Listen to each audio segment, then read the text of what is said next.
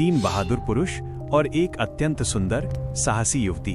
चारों का मकसद एक था, उस राक्षस को मारना जो गांव की औरतों और बच्चों को उठा ले जाता था।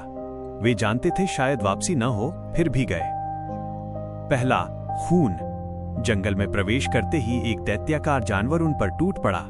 धरती हिल गई, आसमान कांप गया। कई वारों के बाद उन्होंने उस जानवर को मार डाला, लेकिन जंगल चुप हो गया, बहुत ज्यादा चुप।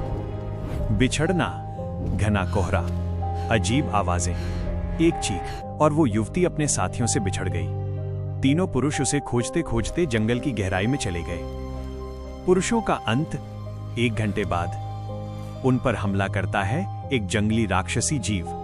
वे लड़ते हैं, लेकिन हार जाते हैं। आगे एक गुफा, जहां जिंदा कीड़े उनके शरीर को खा जाते हैं। जंगल ने तीनों की सांसें छीन ली। युवती और शेर। उधर युवती थकी, घायल, अकेली। तभी सामने आता है एक भूखा, क्रूर शेर। मौत तय थी, लेकिन तभी आधा मनुष्य आधा जानवर, एक गर्जना। अंधेरे से निकलता है एक अजीब जीव, आधा मनुष्य आधा जानवर। उसकी आंखों में क्रूरता नहीं, दर्द था। वो शेर को मार देता है, फिर धीमी आवाज में पूछता है, तुम डर नहीं रही? युवती कहती है, मैं डर चुकी हूं, अब बस जीना चाहती हूं। प्रेम की शुरुआत। वह जीव उसे अपने आश्रय में ले जाता है।